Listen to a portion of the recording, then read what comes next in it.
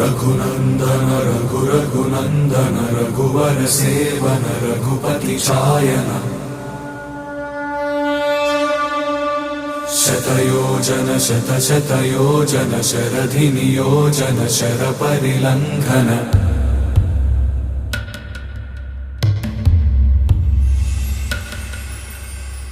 रघुनंदन रघुनंदन रघुवर seven Raghupati चायन शतयोजन शतशतयोजन शरधि नियोजन sir परिलंघन